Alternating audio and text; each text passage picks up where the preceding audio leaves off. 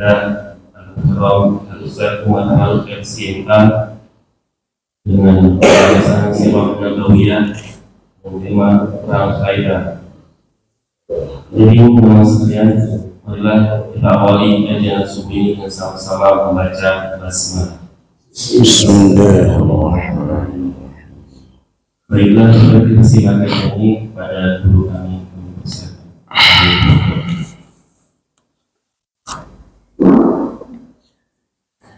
Bismillahirrahmanirrahim. Assalamualaikum warahmatullahi wabarakatuh. Alhamdulillahi rabbil alamin. Alhamdulillahilladzi hadana lihadza wa ma kunna linahtadiya laula an hadana Allah. Asyhadu an la ilaha illallah wahdahu la syarika lah wa asyhadu anna Muhammadan abduhu wa rasuluhu la nabiyya ba'dah. Allahumma salli wa sallim على هذا النبي الكريم الذي أرسله الله رحمة للعالمين نبينا وأسوتنا وقدوتنا محمد صلى الله عليه وسلم وعلى آله وأصحابه أجمعين. سبحانك لا علم لنا إلا ما علمتنا إنك أنت العليم الحكيم. رب اشرح لي صدري ويسر لي أمري واحلل عقدة من لساني يفقه قولي.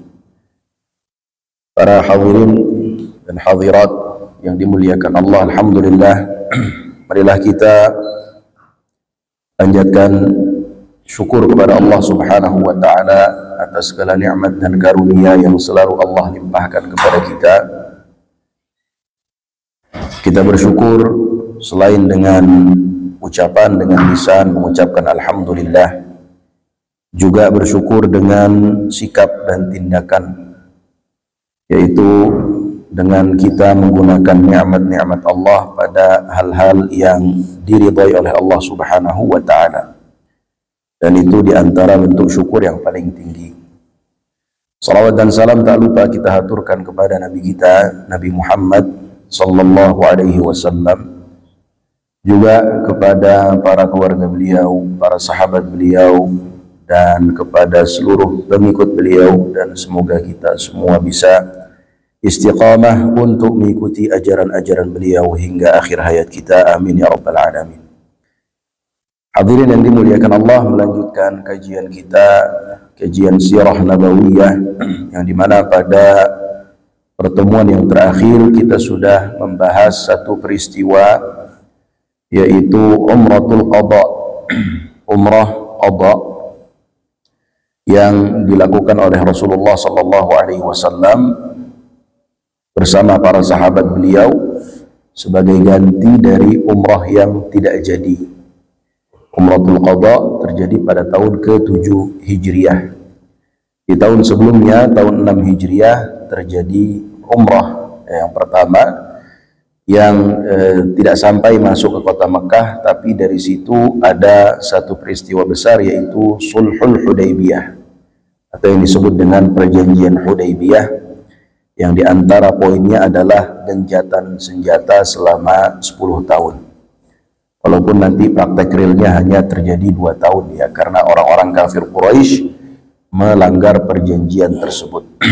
Hadirin yang dimuliakan Allah, hari ini kita akan membahas satu peristiwa yang juga terjadi pada tahun ke-7 Hijriah, yang sebenarnya terjadi sebelum Umratul Qadha, karena terjadinya di awal tahun ke-7 Hijriah, yaitu satu perang yang dahsyat ya antara kaum muslimin dengan orang-orang Yahudi yang dinamakan dengan perang Khaibar. Hadirin yang dimuliakan Allah, apa sih yang melatar belakangi perang Khaibar? Buat ini saya.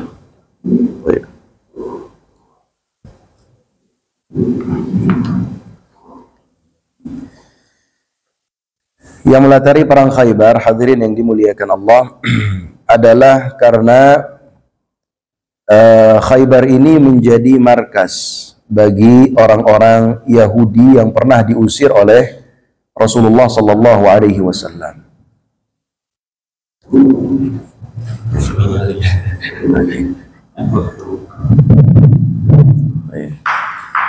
Tes. Jadi yang melatar belakangi perang Khaybar adalah karena Khaybar ini menjadi markas bagi orang-orang Yahudi yang pernah diusir oleh Rasulullah Sallallahu Alaihi Wasallam dari kota Madinah. Ya, kita kalau mereview sedikit ke belakang, ada Bani Qaynuqa tinggal di Madinah, ada Bani An-Nadir dan juga ada Bani Quraidah. Bani Qaynuqa diusir oleh Rasulullah karena melanggar perjanjian, melanggar piagam Madinah. Mereka menghinakan wanita muslimah, lalu membunuh seorang sahabat sehingga Rasulullah SAW mengusir mereka. Bani An-Nadir juga sama, mereka berniat untuk membunuh Rasulullah SAW, maka diusir oleh Rasulullah dari kota Madinah. Kemana mereka pergi? Mereka diantaranya pergi ke Khaybar. Dari Khaybar inilah mereka melakukan memanas-manasi orang yang ada di Khaybar untuk juga akhirnya ikut memusuhi Rasulullah Sallallahu Alaihi Wasallam dan kaum muslimin.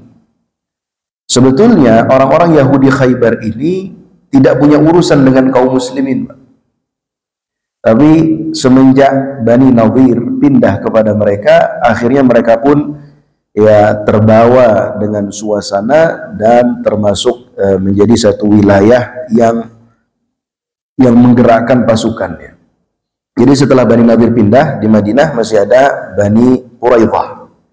Ya, Bani Nadir datang ke Mekah pada saat itu, Pak. Ini kembali kepada abad ke-4 Hijriah atau ke-5 Hijriah. Bani Nadir datang ke Mekah untuk nego kepada orang-orang Quraisy, sehingga berkumpullah orang-orang Quraisy membuat satu pasukan yang kurang lebih jumlahnya 6.000, lalu ditambah lagi dengan Bani Ghatafan dan juga kabilah Arab yang lain, jumlah mereka kurang lebih 4.000, sehingga terkumpullah 10.000 pasukan yang menyerang kota Madinah. Itu namanya perang Khandaq, perang Ahzab yang sudah pernah kita bahas. Ya, itu kenapa terjadi bisa terjadi perang Ahzab? Perang Ahzab kan terjadi pada tahun 5 Hijriah. Itu karena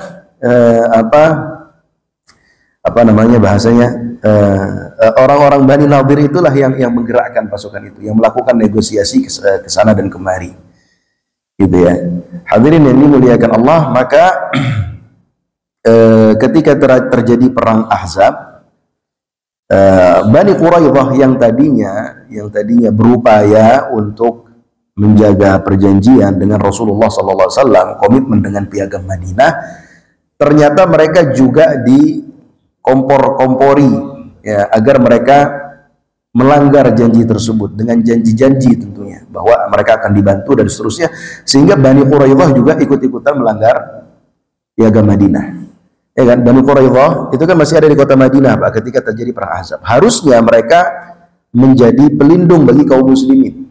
Ya, karena mereka hitungannya masih ikut dalam piagam Madinah. Piagam Madinah kan diantara isinya bahwa penduduk Madinah siapapun itu, muslim atau non muslim, muslim atau Yahudi, harus saling bahu-membahu, gitu ya. Ketika perang Ahzab ternyata tidak demikian. Justru orang-orang Bani Quraidah ini termakan dengan rayuan, bujukan Bani Nadir, sehingga mereka melanggar piagam Madinah. Maka setelah terjadi perang Ahzab, Rasulullah langsung memerangi Bani Quraidah, gitu kan? Ya, Rasulullah sampai mengatakan, la yusalliyanna ahadukumul asra illa fi Bani Quraidah. Jangan kalian salat asar kecuali di Bani Quraidah. Itu kan setelah perang Ahzab.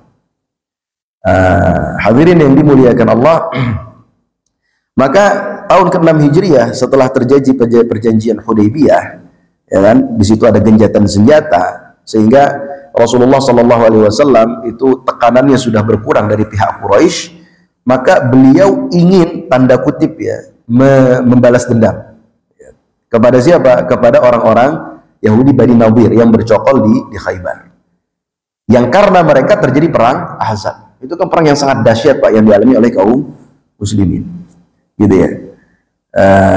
Hadirin yang dimuliakan Allah, maka terjadilah perang Khaybar pada tahun ke-7 Hijriah tersebut ya. Dan kali ini Rasulullah yang menyerang mereka ke tempat mereka. Dan Khaybar ini, hadirin yang dimuliakan Allah, letaknya posisinya itu di utara kota Madinah, kurang lebih jarak 180 km. Kalau kita mau pergi ke Al-Ula yang sekarang viral itu, nanti Qatul Ula yang sekarang jadi tempat destinasi pariwisata, tempat bisnis ya. Zaman saya kuliah di sana itu tempat masih dilarang Pak untuk kita datang ke sana. Ya, saya 4 kali pernah ke sana, itu pun masuknya susah. Dan dulu masih seperti tempat yang ditinggalkan begitu saja. Cuman ada lambang dari UN UNESCO atau apa gitu ya, bahwa ini adalah situs yang dilindungi karena di situ adalah bekas satu kaum yang mereka tinggal di dalam batu dipahat itu menjadi rumah-rumah. Itu satu komplek besar ya, mungkin satu kelurahan kayak besar itu atau satu kecamatan besar sekali. Isinya batu-batu dan ada bekas pahatan-pahatan yang ada kelihatan bahwa memang batu-batu besar itu mungkin segede masjid ini atau 2 kali masjid ini, itu bekas tempat tinggal di sana, dipahat menjadi seperti rumah. Dulu masih demikian. Dan kalau kita jalan-jalan ke Al-Ula itu pasti akan melewati Khaybar, dan saya pasti singgah di Khaybar itu. Masih ada foto-foto saya di Khaybar, masih sisa-sisa benteng Khaybar itu masih ada. Walaupun tidak sebesar dulu ya tentunya. Nah, jadi kurang lebih jaraknya 180 km dari kota Madinah, mungkin naik mobil sekitar 2 jam sampai 2,5 jam atau 3 jam lah. Ya kurang lebih Pak, 180 kilo ya. Jakarta Bandung yang agak sonoan ya. Jakarta 180 ya. Iya. Dan lazimnya pada saat itu ditempuh selama 3 hari perjalanan dari kota Madinah. Nah, Khaybar ini dihuni oleh berbagai macam klan Yahudi Khaybar itu sendiri, Bani Qainuqa, Bani Quraidah, dan Bani An-Nadhir ya. Dan kebanyakan mereka adalah para pengkhianat yang diusir oleh Rasulullah Sallallahu Alaihi Wasallam dari kota Madinah. Dan kelebihan dari kota Khaybar, bahwa Khaybar ini adalah kota yang sangat-sangat kaya karena dipenuhi dengan kebun kurma. Dan mereka orang-orang kaya. Dan bercocok tanam kurma ini merupakan skill bagi mereka secara turun-temurun. Jadi memang orang-orang Yahudi itu dari dulu juga sudah terpapar dengan perkebunan kurma, bukan hanya orang Arab saja. Di Madinah mereka berkebun kurma, di Khaybar juga mereka bercocok tanam kurma ya. Berbeda dengan orang-orang Mekah, berbeda dengan Rasulullah Sallallahu Alaihi Wasallam ya, dan orang Mekah yang lain yang sebenarnya kurang familiar dengan bercocok tanam kurma, berkebun kurma. Makanya pernah ada kisah di mana Rasulullah SAW di Madinah bertanya ya, ketika ada sahabat yang ingin melakukan pembubukan, bahasa itu pembibitan ya kan. Rasulullah bertanya tapi difahami oleh sahabat tersebut dikira larangan, ternyata akhirnya panennya gagal ya. Lalu bertanyalah kepada Rasulullah sahabat ini, lalu Rasulullah mengatakan, antum a'lamu bi umuri dunyakum, kan begitu, kalian lebih tahu tentang urusan dunia kalian. Karena kalau penduduk Mekah memang aslinya mereka adalah pedagang. Kalau penduduk Madinah barulah mereka adalah para petani ya. Hadirin yang dimuliakan Allah, perkampungan mereka oleh Nabi Shallallahu Alaihi Wasallam telah dikosongkan setelah dikepung dan terjadi pertempuran serta pertumpahan darah. Orang-orang Yahudi memusuhinya lebih sengit lagi daripada orang-orang Quraisy, sebab mereka lebih bertahan dengan agama mereka dibandingkan orang-orang Quraisy. Kalau kita lihat presentasi daripada orang Yahudi yang masuk Islam dibandingkan dengan orang Quraisy masuk Islam, lebih banyak orang Quraisy masuk Islam. Orang Yahudi sedikit sekali yang masuk Islam. Ya, paling yang masuk Islam bisa dihitung pakai jari, di antara Abdullah bin Salam dan juga yang lainnya. Di antaranya istri Rasulullah Safiyah binti Huyai bin Akhtab. Kenapa? Karena apa ya? Dimotivasi oleh fanatisme terhadap kesukuan. Syukur, makasih. Termotivasi oleh fanatisme terhadap kesukuan, karena motivasi mereka tinggal di kota Madinah. Kalau kita merujuk kepada ke belakang, berinsur ke belakang, Bani Qainuqa, Bani Nadir maupun Bani Quraidah tinggal di Madinah itu kan motivasinya adalah menunggu Nabi terakhir ya. Yang menurut prediksi mereka bahwa Nabi terakhir itu sesuai dengan kitab suci mereka dan ciri-ciri Nabi terakhir itu akan berjaya di kota yang banyak pohon kurmanya dan dibatasi oleh 2 gunung. Dan prediksi mereka pada saat itulah kota Yathrib atau kota Madinah sekarang. Dan ketika Rasulullah ternyata datang ke kota Madinah ya, dan disaksikan oleh mereka sendiri, oleh Huyai bin Akhtab diantaranya, dan akhirnya mereka mengakui sesuai dengan ciri-ciri yang mereka lihat bahwa memang Rasulullah adalah seorang nabi yang selama ini mereka tunggu. Mereka sendiri yang mengingkarinya, gitu ya. Jadi misi mereka hidup di Madinah selama ratusan tahun. Karena mereka sudah hidup di Madinah ratusan tahun, Mbak. Ya, untuk menunggu Nabi terakhir dan beriman kepada Nabi terakhir, ternyata misi mereka hancurkan sendiri karena fanatisme kesukuan. Karena ternyata Rasulullah bukan berasal dari kalangan Yahudi, gitu ya. Hanya sedikit dari orang Yahudi yang bisa akhirnya mengalahkan egonya, gitu ya, dan mengikuti Rasulullah, beriman kepada Rasulullah Sallallahu Alaihi Wasallam. Kebanyakannya tidak terima bahwa Nabi terakhir bukan dari kalangan Bani Israel. Inilah pentingnya kita dalam beragama itu untuk membersihkan hati, Pak. Penting untuk dalam beragama kita punya hati yang bersih. Jangan sampai kita beragama ini dihiasi dengan fanatisme terhadap apapun.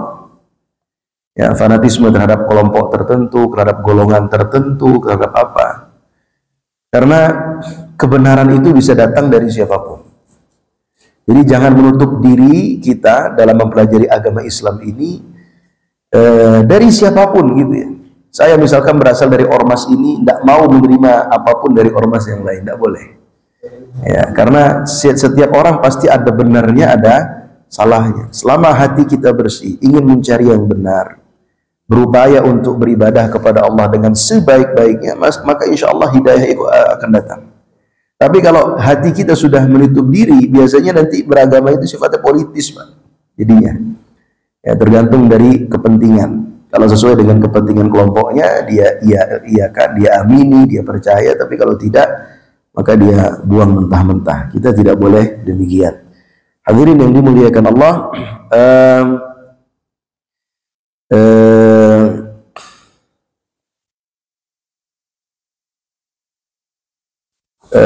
sebelum bermusuhan dengan Yahudi, ternyata bermusuhan dengan Yahudi tidak mudah. Sebab meski mereka telah dihalau dan diusir dari Madinah, mereka ini orang-orang Yahudi tetap masih memberikan perlawanan dengan berbagai macam cara. Padahal sebagian kekuatan mereka sudah dipatahkan, namun sisa-sisanya masih banyak dan tetap terus memberikan perlawanan. Nampaknya kalau belum dibasmi secara keseluruhan, masih akan ada terus tindakan mereka yang bikin masalah di kemudian hari. Maka di tahun kelima pasca perang Khandaq, sebenarnya Nabi Shallallahu Alaihi Wasallam pernah memberikan sanksi yang sangat berat, Pak, kepada Bani Quraidah, yaitu dengan memenggal dalam satu riwayat 600 orang Bani Quraidah, dalam riwayat yang lain 900 orang Bani Quraidah, ya, karena mereka berkhianat ketika perang Khandaq itu. Ini kan tentu hukuman yang sangat berat. Mereka sendiri menyaksikan, ya, 600 atau 900 orang dari kalangan mereka dipenggal oleh Rasulullah. Ya, kelihatan sadis, tapi memang karena apa yang mereka lakukan itu begitu dahsyat, Pak, yaitu pengkhianatan ketika umat Islam sedang lemah-lemahnya. Nah, harusnya ini dijadikan oleh mereka sebagai pelajaran bahwa tidak boleh mereka berkhianat, dan bahwa apa yang menimpa mereka itu sejatinya adalah karena ulah tangan mereka sendiri. Gitu ya. Seandainya mereka tidak berulah, tentu mereka mungkin sampai sekarang masih ada yang tinggal di kota Madinah. Nah, seandainya mereka tidak berulah, karena awalnya Rasulullah datang ke kota Madinah itu kan tidak memerangi mereka, justru membuat perjanjian damai supaya umat Islam dan orang-orang yang non-Muslim, orang-orang Yahudi baik pun yang lain itu bisa tinggal dengan damai di kota Madinah. Tapi ternyata memang darah Yahudi begitu ya, tidak bisa hidup dengan damai. Terbukti sebelum Rasulullah datang ke kota Madinah itu kan antara Aus dan Khazraj itu sudah sering berperang. Kenapa? Karena mereka yang manas-manasin dan mereka yang jual senjata. Ya, dan sampai sekarang begitulah yang terjadi di dunia ini. Kenapa terjadi peperangan-peperangan? Salah satunya adalah agar perusahaan senjata itu tetap bisa menjual barang dagangannya. Kalau dunia damai dan tentram, perusahaan senjata tutup, Pak. Nggak ada yang beli senjata, ya kan? Sedangkan industri senjata ini kan selalu dikembangkan, selalu menjadi senjata yang lebih maju, senjata yang lebih dahsyat. Kalau nggak ada perang, siapa mau beli senjata-senjata yang maju dahsyat itu, kan? Maka memang sampai akhir zaman, selama mereka orang-orang Yahudi itu masih ada, akan terjadi peperangan dan peperangan. Jadi otak peperangan ya memang mereka di antaranya. Hadirin yang dimuliakan Allah, maka hadirin yang dimuliakan Allah, karena melihat latar belakang yang demikian, Rasulullah Shallallahu Alaihi Wasallam mengambil keputusan untuk menaklukkan Khaybar, dan perjanjian Hudaybiyah ini menjadi kesempatan emas bagi Rasulullah Shallallahu Alaihi Wasallam dan para sahabat untuk menaklukkan Yahudi yang berkumpul dan bersatu padu di Khaybar. Didapat usai disepakatinya perdamaian Hudaybiyah tahun ke-6 Hijriah dengan adanya perjanjian gencatan senjata antara kaum muslimin dan kaum Quraisy yang terjadi setelah perang Quraidah. Kebetulan mereka bersatu padu dan membangun front pertahanan di benteng-benteng Khaybar. Inilah waktu untuk menghabisi secara total kekuatan Yahudi yang selama ini telah mengganggu stabilitas kaum muslimin. Hadirin yang dimuliakan Allah, kejadiannya perang Khaybar ini 15 hari atau sekitar sebulan sekembalinya dari Hudaybiyah. Rasulullah Shallallahu Alaihi Wasallam mengumumkan agar kaum muslimin bersiap-siap menyerbu Khaybar. Meskipun demikian, para pakar ahli sejarah sedikit berbeda pendapat tentang kapan peperangan ini berkecamuk. Ya. Ada yang berpendapat peperangan ini terjadi pada bulan Muharram tahun 7 Hijriah. Ya, Muharram tahun 7 Hijriah. Kemarin perjanjian Hudaybiyah terjadi kapan, Mbak? Zulqa'dah tahun 6 Hijriah. Ya, Zulqa'dah itu kan bulan 11. Bulan 12 ini Zulhijjah, lalu Muharram tahun 7 Hijriah. Artinya tidak lama setelah perjanjian Hudaybiyah. Ada yang mengatakan pada bulan Safar, ada yang mengatakan pada bulan Rabiul Awal. Intinya di awal tahun ke-7 Hijriah terjadi perang Khaybar. Ya. Hadirin yang dimuliakan Allah, apa yang memotivasi Rasulullah dan para sahabat untuk melakukan perang Khaybar? Yang pertama, karena memang ada janji dari Allah Subhanahu wa taala melalui Al-Qur'anul Karim. Ya, bagaimana bunyi ayatnya? Allah Subhanahu wa taala berfirman, "Wa'adakumullahu maghanima katsiratan ta'khudhunaha fa'ajjala lakum hadhihi wa kaffa aydiyan nasi 'ankum wa litakuna ayatan lil mu'minin wa yahdiyakum siratan mustaqima." Jadi Allah menjanjikan kepada kalian harta rampasan perang yang banyak. Jadi Allah menjanjikan apa? Harta rampasan perang yang banyak, sehingga Allah segerakan harta rampasan perang itu bagi kalian, dan Allah menahan tangan manusia dari kalian.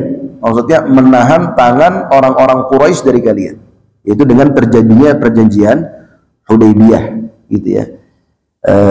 Dan agar hal itu menjadi bukti bagi orang-orang yang beriman, dan agar Allah Subhanahu wa taala menunjukkan kepada jalan yang lurus. Ya, ini motivasi yang pertama, karena memang ada janji dari Allah di dalam Al-Qur'anul Karim, turun ayat yang berkaitan dengan hal tersebut. Yang kedua yang perlu kita fahami, hadirin yang dimuliakan Allah, bahwa motivasi kaum muslimin berperang pada saat itu ya adalah untuk i'la kalimatillah, karena berjihad merupakan salah satu ibadah dalam ajaran agama kita.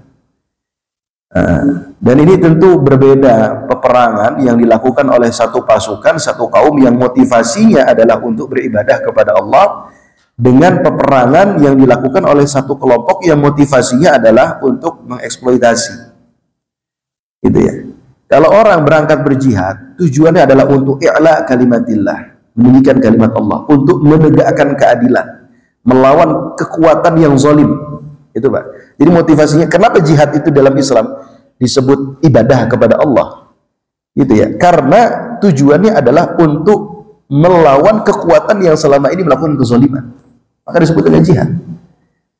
Ya, jadi itu mindset yang harus kita punya sebagai seorang muslim, Pak. Ketika kita membaca perang-perang Rasulullah, maka yang perlu kita pahami bahwa mereka berangkat berperang itu bukan untuk mengeksploitasi. Saya rasa hal ini sudah sering saya sampaikan.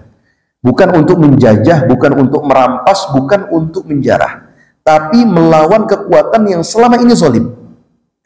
Gitu ya. Sekarang ada mujahidin di Palestina. Kenapa melakukan perlawanan? Kenapa mereka berjihad? Apakah untuk menjarah Yahudi, merampas? Bukan, tapi untuk melawan kekuatan yang selama ini zalim. Itu kan? Kekuatan yang selama ini melakukan kezaliman, mereka yang dizalimi tidak bisa mendapatkan haknya kecuali dengan cara mengangkat senjata. Kalau tidak mengangkat senjata, maka akan semakin dihabisi. Itulah motivasi jihad dalam Islam. Ya, jadi bentuk dakwahnya adalah untuk menaklukkan kezaliman, kekuatan yang zalim. Nah, hadirin yang dimuliakan Allah, tentunya dalam peperangan pasti nanti ada ghanimah, pasti nanti ada harta rampasan perang, nanti ada yang terjadi dan seterusnya. Itu sudah satu kelaziman, sesuatu yang melekat dalam sebuah peperangan.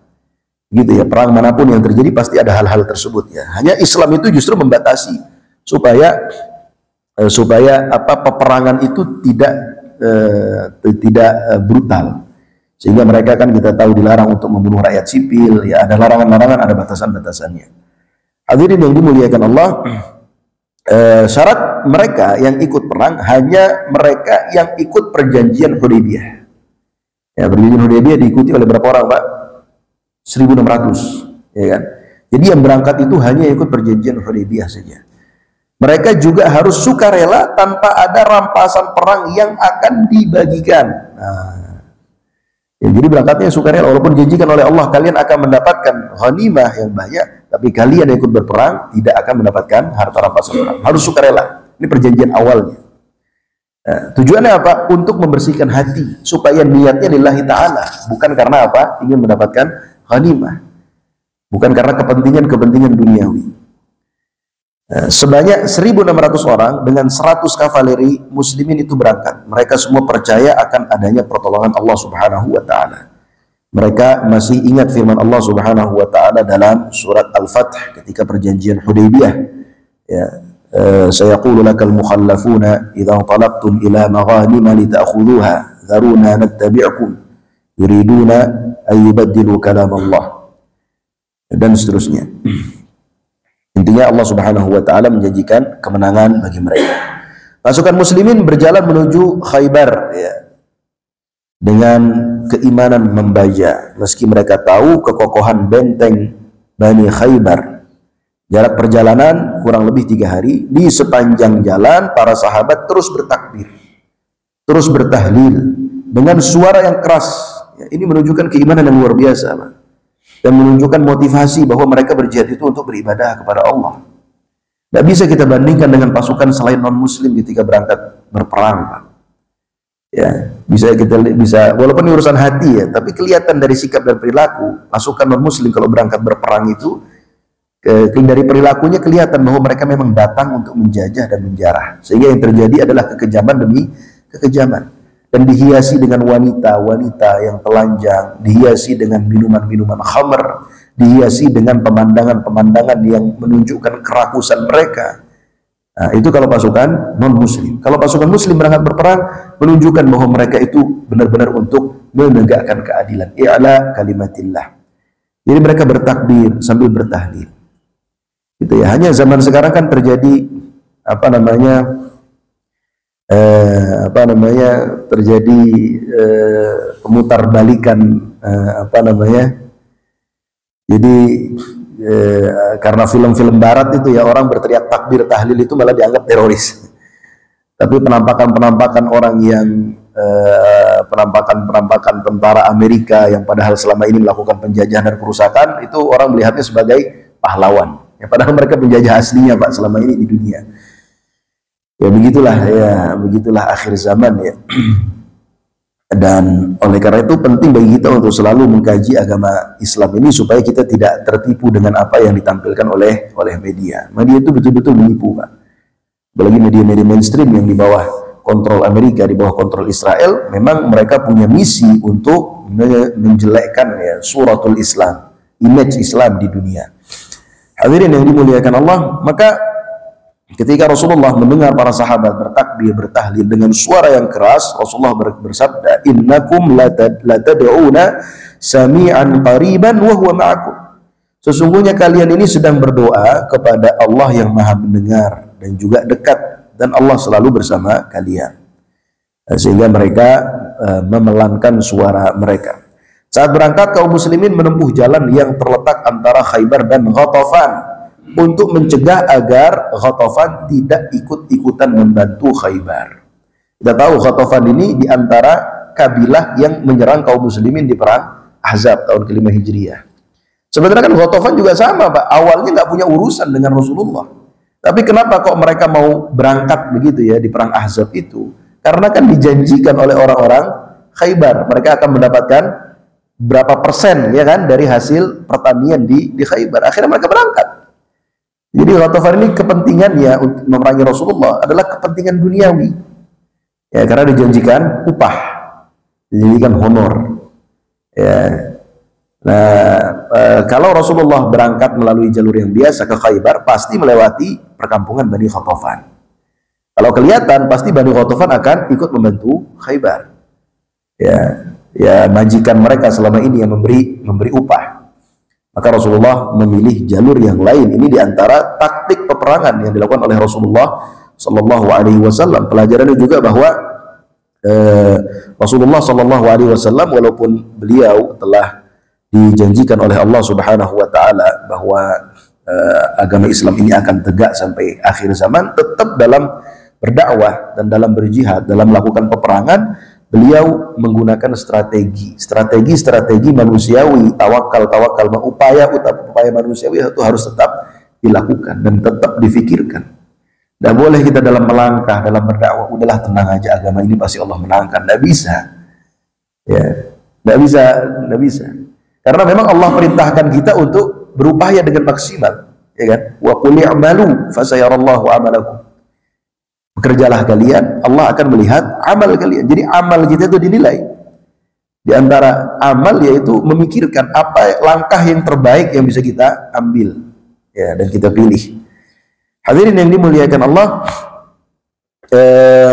penempatan posisi dalam suatu peperangan sangat menentukan hasil kemenangan. Awalnya Nabi SAW sudah menetapkan satu titik tertentu sebagai posisi pasukan kaum muslimin. Namun beliau mendapatkan saran yang lebih baik, ya, sehingga letak posisi kaum muslimin pun digeser sesuai dengan arahan dari seorang sahabat yang ahli strategi perang, yaitu Hubab bin Al-Munzir. Jadi ini seperti yang terjadi ketika perang Badar, ya. Perang Badar Rasulullah menetapkan satu markas, lalu datang seorang sahabat bertanya, "Wahai Rasulullah, apakah tempat ini Allah yang pilihkan untukmu atau hanya pendapatmu?" Kata Rasulullah, "Hanya pendapat saya. Kalau begitu tempat ini bukan tempat yang cocok." Dan ini terjadi lagi ketika perang Khaybar. Ini membuktikan bahwa gaya Rasulullah dalam kepemimpinan perang itu bukan gaya yang otoriter. Begitu ya. Saya mengatakan A, harus A, kalian pasukan, tidak. Tapi Rasulullah selalu membuka pintu musyawarah bagi para sahabat, dan begitulah seharusnya seorang pemimpin. Ya, dan kita lihat dalam setiap peperangan Rasulullah, dimulai dari perang Badar, perang Uhud, perang Khandaq, dan perang-perang seterusnya yang lainnya, itu pasti dihiasi dengan musyawarah. Ya, jadi Rasulullah membuka diri, memberi kesempatan bagi para sahabat yang ingin memberi masukan. Ini kan penentuan tempat posisi, Pak, markas pasukan itu kan bukan sekedar geser tempat, Pak, tapi pasti ada pertimbangan yang mendalam. Bukan sekedar kita sedang piknik, kayaknya nggak enak sini, geser ke sana yuk, geser, tinggal narik tikar. Bukan begitu kan? Bergeser ke pasukan kan bukan sekedar kayak narik tikar lagi piknik, enggak. Ini tentu ada pertimbangannya. Ya, hadirin yang dimuliakan Allah.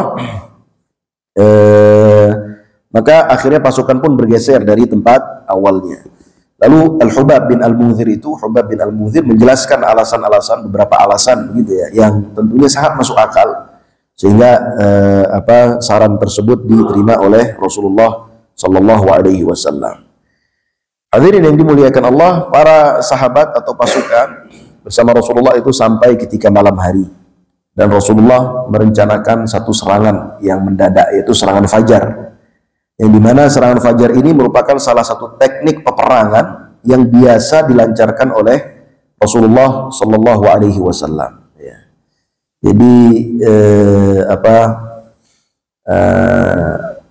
orang-orang Yahudi Khaybar ini sebenarnya sudah memprediksi bahwa pasti Muhammad akan datang ke Khaybar.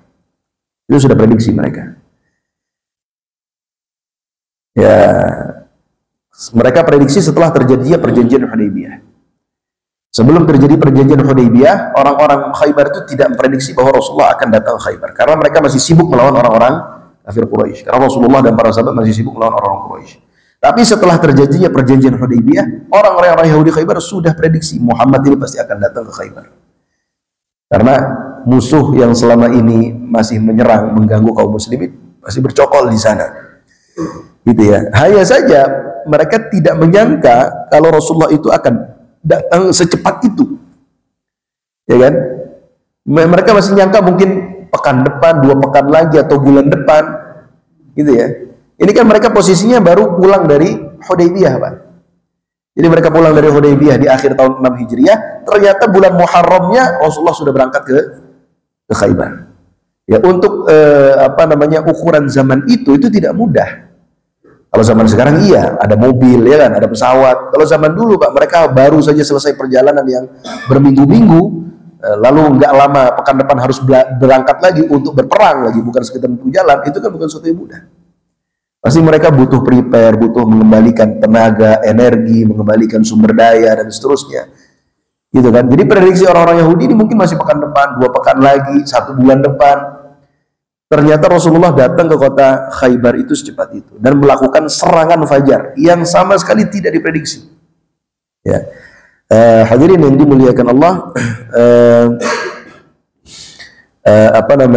Rasulullah Sallallahu Alaihi Wasallam jadi memerintahkan para sahabat untuk menyerang di fajar, dan ketika itu orang-orang Yahudi seperti biasa melakukan kegiatan. Mereka keluar dari rumah mereka, dari benteng mereka untuk berkebun. Tiba-tiba dikagetkan dengan adanya pasukan Rasulullah, sehingga mereka lari lantang luntung untuk segera bisa mencapai benteng perlindungan mereka. Karena di Khaybar ini ada 8 benteng ya. Kurang lebih ada 8 benteng yang menjadi tempat perlindungan orang-orang Yahudi di Khaybar.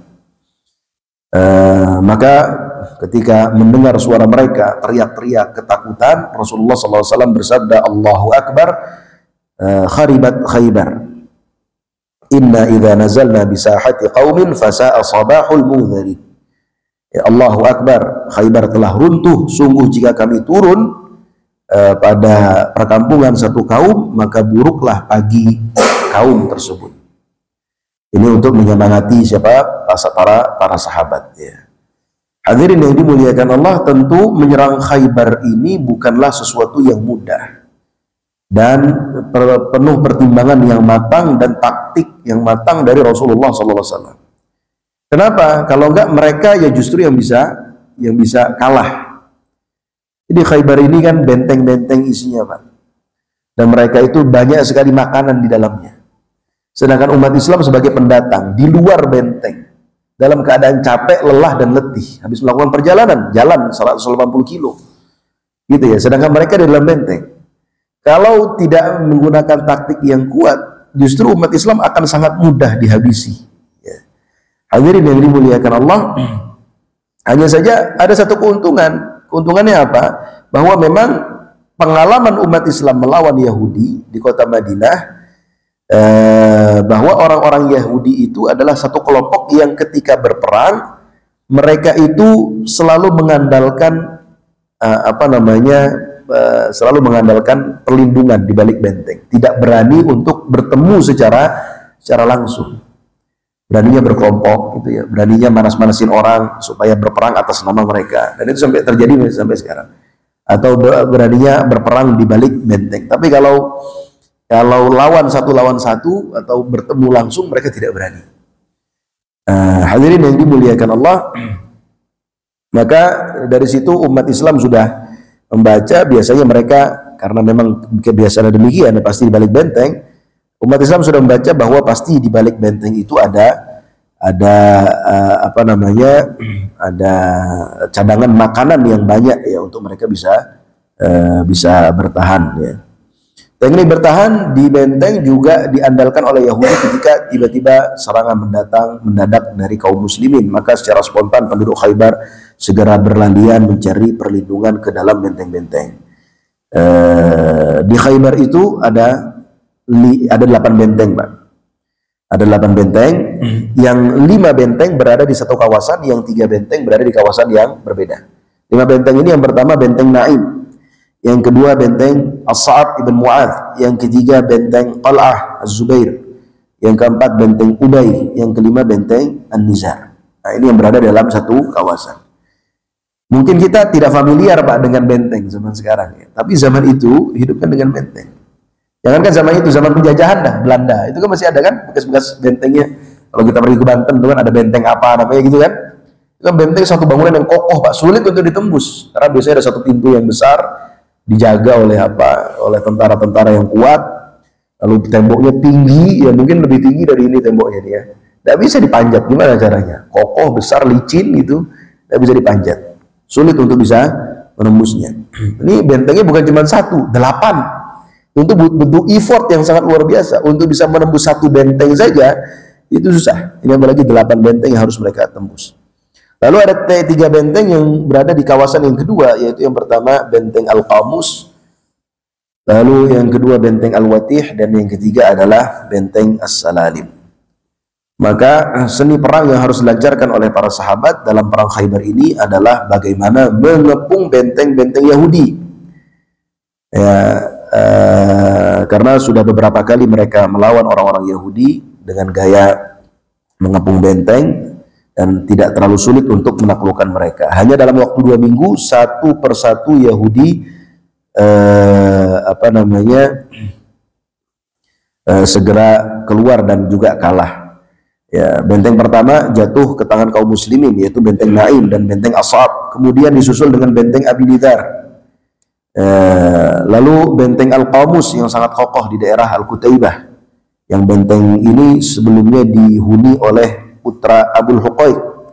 Setelah itu kaum muslimin mampu menguasai 2 benteng lagi, yaitu Al-Watih dan As-Sulaim. Jadi sudah tidak lama banyak benteng langsung dikuasai oleh kaum muslimin. Ada yang menarik, yaitu penaklukan benteng Naim.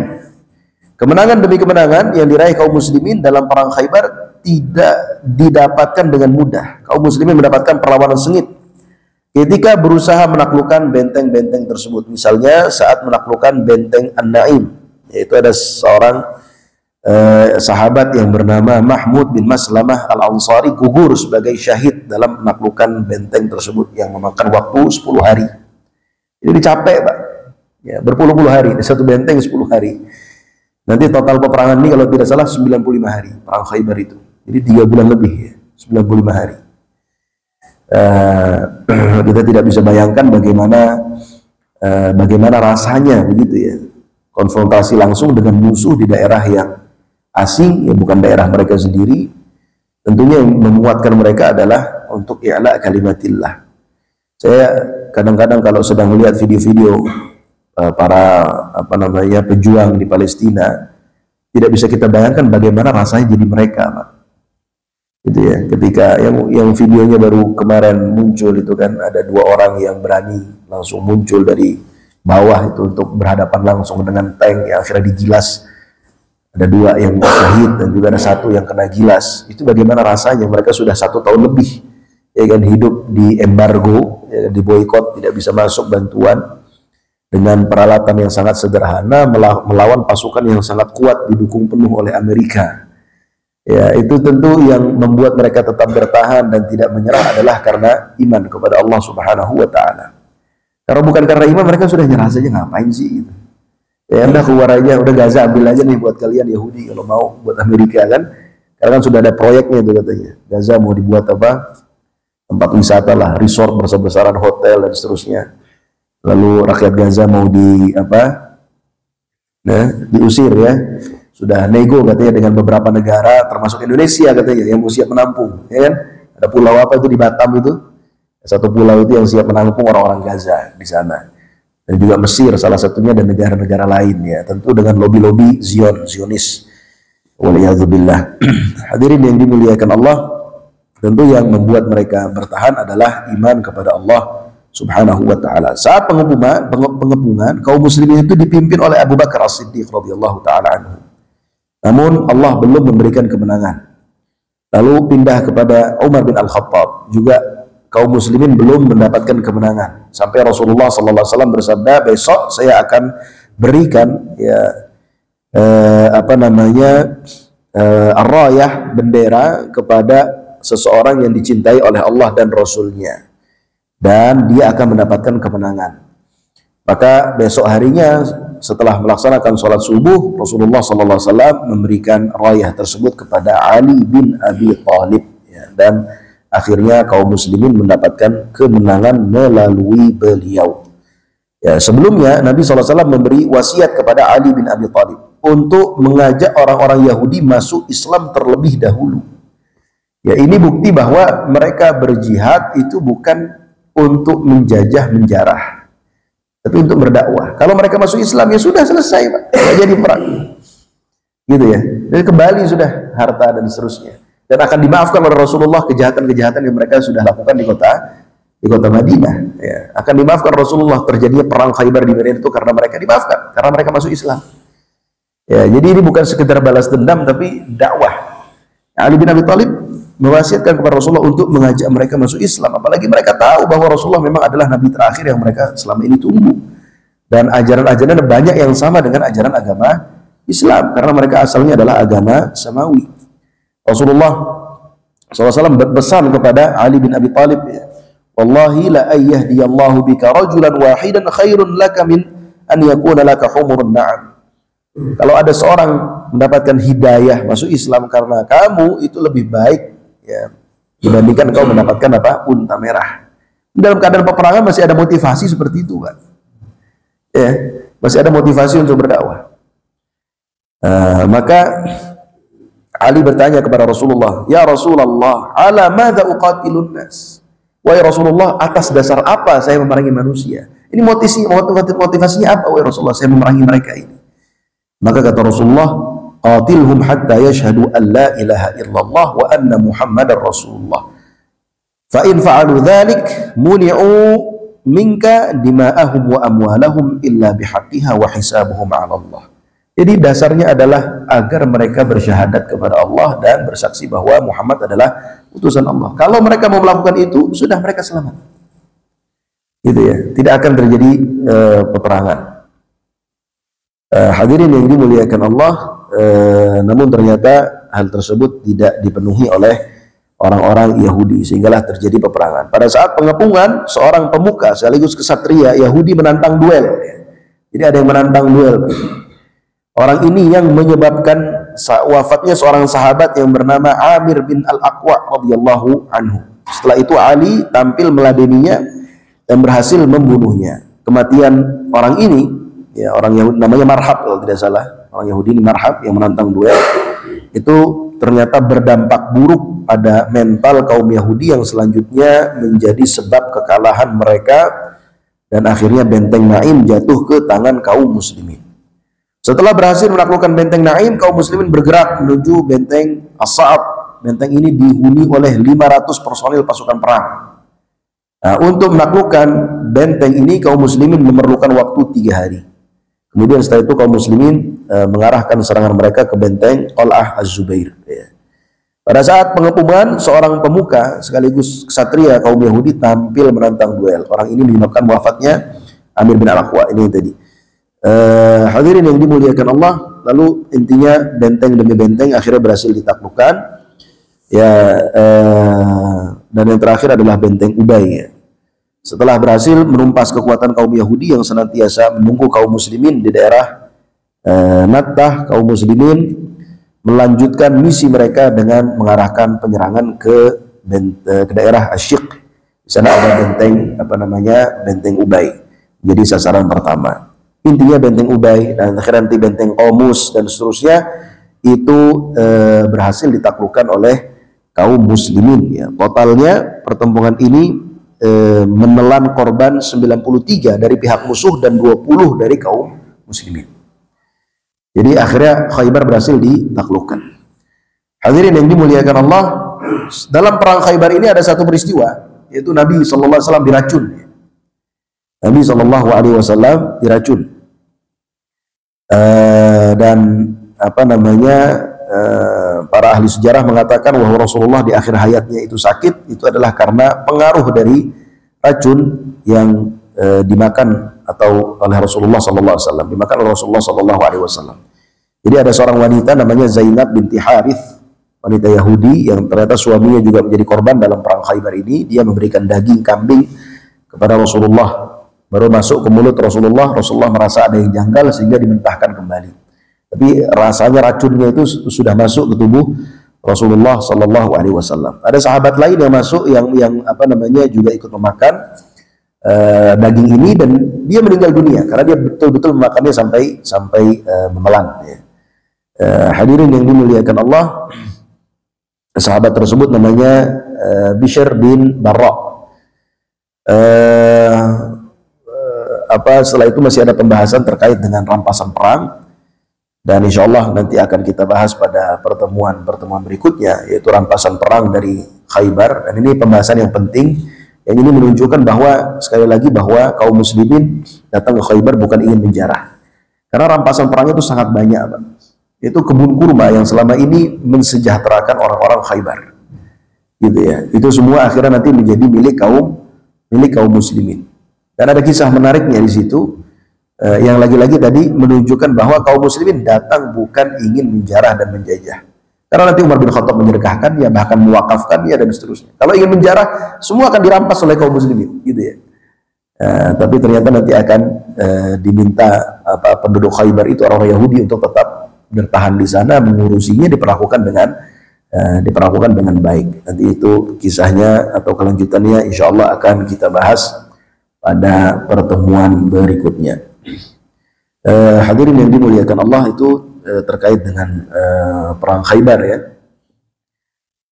yang bisa saya sampaikan pada kesempatan pagi hari ini. Semoga bermanfaat dan saya selalu juga memotivasi diri saya sendiri dan bapak-bapak sekalian untuk kita tidak berhenti mempelajari sirah Rasulullah SAW, sejarah kehidupan beliau, baik melalui pengajian seperti ini atau zaman sekarang banyak sekali metodenya ya, bisa kita baca di buku atau PDF juga banyak sekali zaman sekarang bisa kita dapatkan di internet. Tujuannya adalah untuk menguatkan iman kita ya, karena kalau tidak demikian, saya banyak baca di internet itu orang-orang muslim ya, tapi masih punya pikiran bahwa memang Islam ini agama yang suka berperang dan mengajarkan peperangan. Kenapa bisa demikian? Karena mungkin dia kurang literasi ya. Kalau peperangan mau dihitung perang banyakkan mana sih, Barat atau kaum Islam? Barat mungkin lebih banyak perangnya. Dan kalau dilihat dari mana yang lebih beradab peperangan yang terjadi antara yang terjadi di tengah kaum muslimin atau yang dilakukan oleh kaum muslimin dengan dilakukan oleh Barat, mana yang lebih beradab? Penting kita untuk melakukan komparasi tersebut agar kita tidak termakan dengan propaganda. Mungkin itu bisa saya sampaikan. Semoga bermanfaat. Saya kembalikan ke pembawa acara. Kalau ada. Assalamualaikum warahmatullahi wabarakatuh. Berita tentang Khaybar di dalam bulan peperangan itu berperang lebih banyak dari Kongres. Strategi tentunya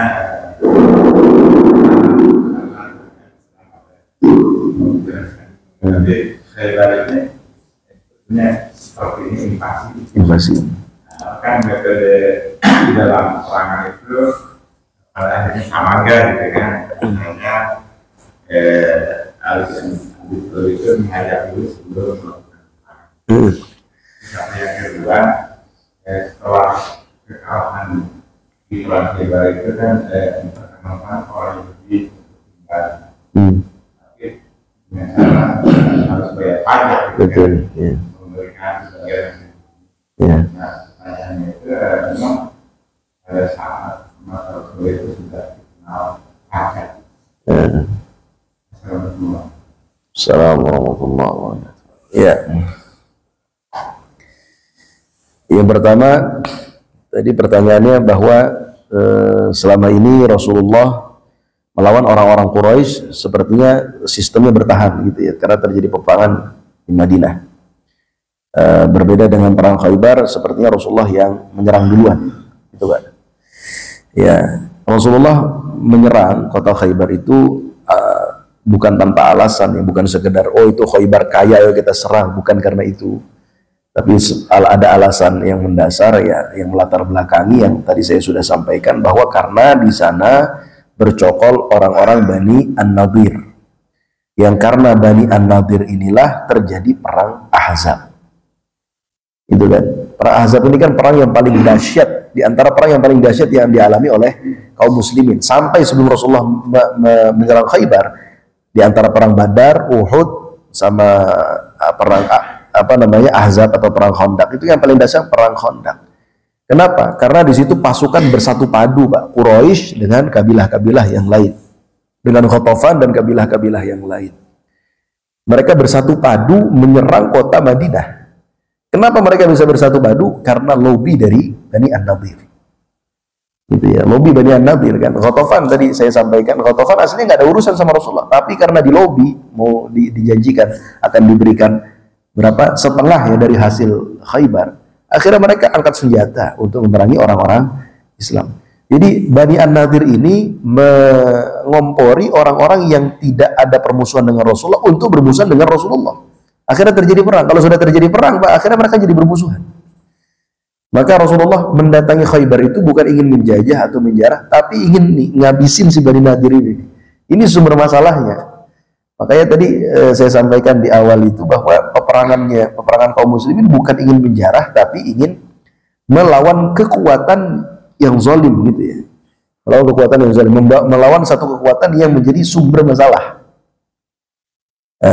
Itu Bani An-Nadir. Memang Bani An-Nadir itu kan awalnya kenapa diusir? Karena dia berniat ingin membunuh Rasulullah. Ya kan, di kota Madinah diusir. Sampai ke Khaybar, ternyata mereka melakukan hal yang lebih besar. Ya, melakukan lobby-lobby sehingga terjadi peperangan Ahzab itu atau perang Khandaq. Lalu setelah itu Rasulullah mempersilahkan ini setelah peperangan, Rasulullah mempersilahkan orang-orang Yahudi Khaybar untuk tinggal di sana, tapi dengan syarat bayar pajak ya, bayar pajak gitu kalau bahasa ininya.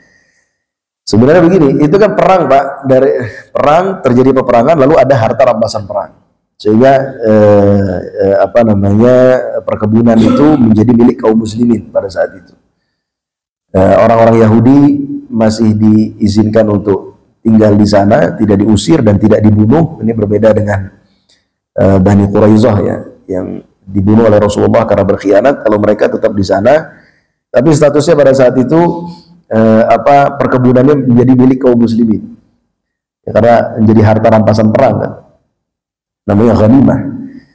Dan ghanimah dalam ajaran agama Islam itu untuk syariat Nabi Muhammad diperbolehkan untuk dipergunakan menjadi hak milik. Berbeda dengan ajaran-ajaran Nabi sebelumnya, namanya harta rampasan perang itu tidak boleh dinikmati ya, nanti dikumpulkan di satu tempat, nanti akan datang api untuk membakar. Ya, kalau ajaran Rasulullah syariatnya bahwa harta ghanimah itu menjadi milik si pemenang. Kalau kaum muslimin yang kalah, kaum muslimin yang akan diambil hartanya. Kalau yang kalah akan diambil hartanya. Itu sudah sesuatu yang melekat dalam peperangan, gitu ya. Sesuatu yang melekat dalam peperangan, yang kalah ya akan diambil hartanya. Sehingga kebun-kebun di Khaybar itu menjadi milik kaum muslimin, tapi orang Yahudi diperkenalkan untuk tinggal di sana dan mengurusi, tapi mereka diberi hasil, Pak. Jadi ada namanya al-musaqah dan nanti akan kita bahas di pertemuan berikutnya. Tanda kutip kalau kita memahami dalam konteks zaman sekarang seperti pajak, gitu kan. Dan ini kalau kita komparasi, banyak orang kok begitu sih? Kalau kita komparasi justru lebih baik, Pak. Lebih baik dibandingkan mereka harus diusir dan dibunuhi. Iya, ini ke konteks perang, Pak, bukan konteks damai. Normalnya kalau ada yang kalah pasti hartanya diambil, orangnya dibunuhi, kan gitu. Ini nggak kaum muslimin nggak? Ini hartanya oke, karena kalian kalah ini bagi kaum muslimin, tapi kalian tetap tinggal di sini, urusi oleh kalian sendiri. Sebagaimana ini kebun-kebun rumah kalian, tapi harus tanda kutip bagi hasil, gitu ya, bagi hasil. Ini sesuatu yang berbeda. Jadi mereka diperlakukan kalau dikomparasi lebih baik dibandingkan perang-perang yang terjadi zaman sekarang. Ya, begitu, Pak. Afwan. Baik, ada lagi Pak Ilizan. Assalamualaikum.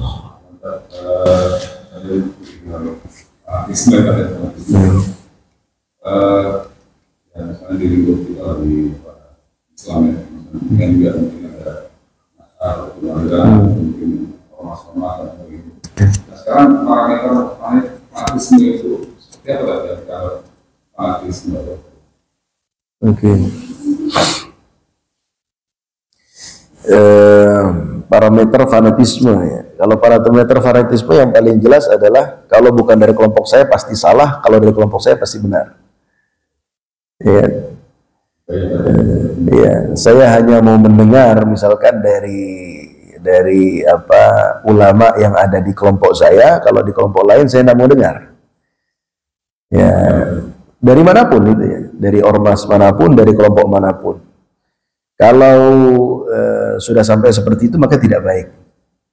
Ya, tapi kalau kita berkelompok atau berormas hanya sebagai wasilah untuk kita menyebarkan dakwah, maka tidak masalah. Tapi kalau sudah sampai taraf kepada pokoknya kelompok saya yang benar, saya hanya mau dengar dari kelompok saya, yang lain pasti salah, dan tidak mau mendengar pendapat dari yang lain, gitu kan, argumen atau hujah dari yang lain, maka itu tidak baik. Itu sudah masuk kepada fanatisme. Ya. Fanatisme buta ya. Dan itu memang tercela dalam Islam, ta'assub. Dan di antara sejarah kenapa muncul hadis-hadis palsu, di antara adalah ta'assub atau fanatik terhadap pendapatnya. Sehingga mereka yang bermadzhab dengan mazhab tertentu akhirnya membuat hadis-hadis palsu, tujuannya agar menjadi pembenaran terhadap apa yang mereka yakini. Sampai sebegitunya gitu. Di antara motif kenapa ada orang memalsukan hadis, di antara motifnya ada banyak, tapi di antaranya adalah untuk mencari pembenaran terhadap apa yang diyakini. Dia tidak mau kelompoknya dianggap salah, gitu ya. Tidak mau pendapatnya dianggap salah. Akhirnya dia membuat hadis-hadis palsu. Ya, jadi kalau parameternya, kalau sudah sampai menganggap hanya saya yang benar dan hanya orang-orang dari kelompok saya, dari kalangan saya yang benar, yang lain salah, itu sudah termasuk fanatisme yang tercela, itu, Pak. Ya. Termasuk juga misalnya misalkan di Indonesia beberapa kelompok tertentu misalnya ada pengajian yang mungkin bukan kelompok dia sampai menganarkis atau menyebarkan. Iya. Termasuk itu juga ya. Termasuk itu juga.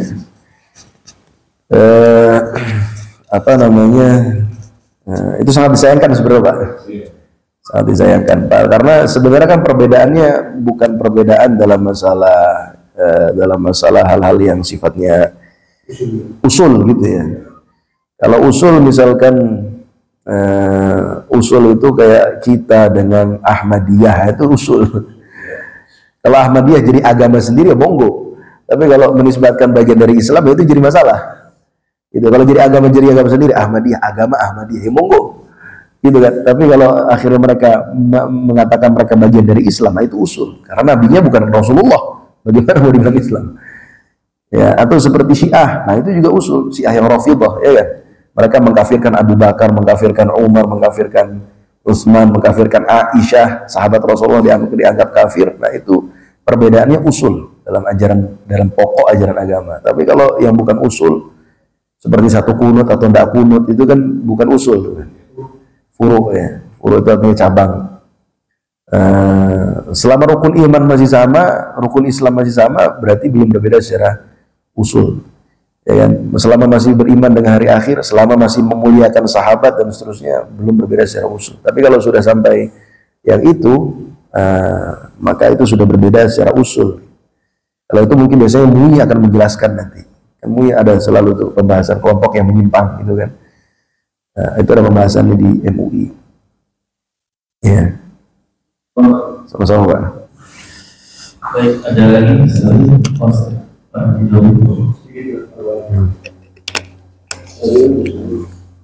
ketika terkait Rasulullah itu mendatangkan Quran, jumlah penduduk Quran berapa? Yang kedua, kondisi Quran sekarang seperti apa? Apakah masih banyak anak cucu Yahudi, atau mereka tidak habis? Tidak orang Muslim semua di Quran sekarang saat ini kondisi.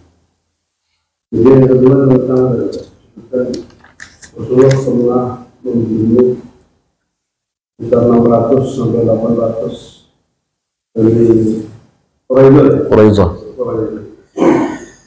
Apakah ini tidak menjadi orang-orang yang tidak suka ini mengutarakan fakta itu bahwa Rasulullah itu kejam, Islam itu kejam, sekian ratus orang gitu kan. Kemudian kalau kita compare dengan kondisi dulu waktu kita boleh PKI itu kan isunya banyak juga anggota PKI yang dibantai. Dan itu isunya sampai sekarang belum selesai sebenarnya. Ya kita pernah punya HAM dan lain sebagainya.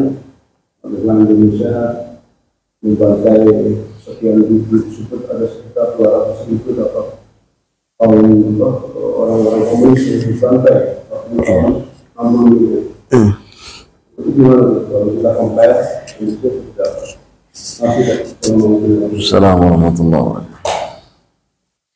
Yang pertama, jumlah penduduk Khaybar pada situ berapa Allah alam, saya tidak tahu pastinya berapa pasnya. Lalu kondisi Khaybar zaman sekarang seperti apa? Ya seperti kota pada umumnya. Dan masih ada nggak keturunan Yahudi? Masih ada sampai sekarang keturunan Yahudi di sana. Saya pernah ngobrol dengan orang sana, saya tanya, ada nggak orang Yahudi? Mereka bilang ada sampai sekarang. Kita tahu dari mana? Dari nama kabilahnya. Ada.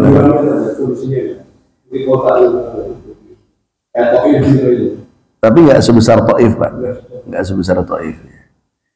Ya tapi kota, kalau kita masuk kota ya seperti normalnya kayak kita masuk ke Depok gitulah, ke Bekasi ya. Pokoknya ada orang yang tinggal di sana. Tapi nggak seramai Depok ya. Pokoknya intinya ada tinggal di sana lah, ada kota di sana. Itu lalu berikutnya Rasulullah ketika perang Bani Quraidah memenggal 600 dalam satu riwayat yang lain 900 sampai 900 orang dari Bani Quraidah. Bagaimana, apakah ini nanti bagaimana kita menyikapinya begitu ya? Begini Pak, namanya peperangan pasti akan terjadi hal-hal yang seperti itu. Namanya peperangan pasti akan terjadi bunuh-membunuh. Namanya perang kan bunuh-membunuh. Tapi apa alasan dibalik itu motivasinya? Ya, alasannya adalah karena mereka ketika perang perang Ahzab itu atau perang Khandaq, mereka yang berkhianat begitu Pak. Jadi ketika perang Khandaq itu kaum muslimin kan sibuk membangun Khandaq ya kan, untuk menjadi benteng agar orang-orang Quraisy dan yang lainnya tidak masuk. Dalam keadaan paceklik pada saat itu, dan mereka meninggalkan anak istri mereka di belakang dekat dengan Bani Quraidah. Nah, mereka dalam keadaan genting, mereka sangat mudah untuk dihabisi oleh 10.000 pasukan karena kaum muslimin mungkin pada saat itu baru 3.000 atau 4.000 orang. Ya kan? Kalau menurut piagam Madinah harusnya mereka paling enggak menjaga lah, enggak ikut-ikutan. Tapi ternyata mereka ikut-ikutan menyerang kaum muslimin dari belakang. Jadi itu adalah suasana yang sangat mencekam. Umat Islam dari depan diserang oleh 10.000 pasukan koalisi itu, di belakang ternyata dikhianati. Dan itu tidak diprediksi oleh Rasulullah. Dan pengkhianatan di peradaban manapun itu Pak, pasti hukumannya berat. Pengkhianatan dalam keadaan damai hukumannya berat, apalagi pengkhianatan dalam keadaan perang. Gitu ya. Itu nggak bisa dibiarkan dan nggak bisa dimaafkan. Saya rasa di setiap peperangan kalau ada yang berkhianat dalam keadaan perang pasti hukumannya dor, Pak. Nggak mungkin dibiarkan. Gitu kan. Ini berkhianat dalam keadaan perang, bukan dalam keadaan damai. Berkhianat dalam keadaan damai saja. Misalkan tentara Indonesia nih, Pak, dalam keadaan damai ada yang berkhianat, pasti hukumannya berat, Pak. Nah, seandainya Indonesia sedang berperang lawan negara mana lah, terus ada tentara yang berkhianat, gitu kan, pasti kan hukumannya berat itu yang berkhianat itu dalam keadaan berperang. Begitu juga mereka, karena mereka pada saat itu tergabung dalam satu negara, yaitu negara Madinah, ya kan, Piagam Madinah. Piagam Madinah kan nggak memandang agama Yahudi, nggak memandang agama Muslim, pokoknya dia penduduk Madinah harus saling bahu membahu. Seperti kita Indonesia sekarang, tentaranya nggak memandang agama Muslim, nggak memandang negara, nggak memandang agama apa, Kristen, nggak memandang apa, pokoknya dia tergabung dalam tentara Republik Indonesia. Ketika diserang Indonesia, mereka harus saling bahu membahu. Ketika terjadi pengkhianatan, pasti pengkhianatan itu hukumannya berat. Ya, itu terjadi di peradaban manapun, Pak. Jadi Rasulullah melakukan itu sebagai hukuman kepada pengkhianat. Berbeda dengan peradaban lain yang mereka melakukan hal itu bahkan kepada rakyat sipil, dan itu tidak pernah terjadi dalam peradaban Islam. Ya, kalau dalam peradaban lain itu kan mereka datang menjarah siapapun yang ada di situ, dihabisi dengan cara yang biadab gitu ya. Itu biasa terjadi di peradaban lain. Kalau umat Islam yang dihabisi hanya musuh atau pengkhianat. Begini itu, Pak. Ya, jadi kalau dari caranya ya sama-sama mungkin dia kejam, tapi kalau dilihat dari motif belakangnya apa sih, mungkin itu bisa menjadi jawaban. Gitu ya. Iya.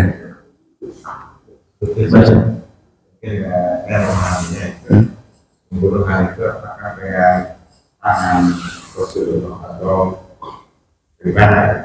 Dengan al-gojo, Pak, eksekutor. Ada eksekutornya. Ya.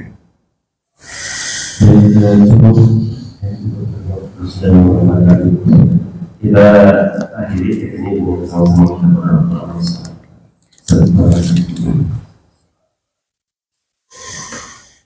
بسم الله الرحمن الرحيم الحمد لله رب العالمين حمدا يوافي نعمه ويكافئ مزيده يا ربنا لك الحمد كما ينبغي لجلال وجهك الكريم وعظيم سلطانك اللهم صل على سيدنا محمد وعلى آل سيدنا محمد ربنا اغفر لنا ولوالدينا وارحمهم كما ربونا صغارا ربنا اغفر لنا ولوالدينا وارحمهم كما ربونا صغارا ربنا اغفر لنا ولوالدينا وارحمهم كما ربونا صغارا اللهم حبب إلينا الإيمان وزينه في قلوبنا وكره إلينا الكفر والفسوق والعصيان واجعلنا من الراشدين اللهم إنا نسألك إيمانا لا يبيد ونعيما لا ينفد وقرة عين لا تنقطع ومرافقة النبي محمد صلى الله عليه وسلم في أعلى جنة الخلد برحمتك يا أرحم الراحمين اللهم آت نفوسنا تقواها وزكها أنت خير من زكاها أنت وليها ومولاها ربنا هب لنا من أزواجنا وذرياتنا قرة أعين واجعلنا للمتقين إماما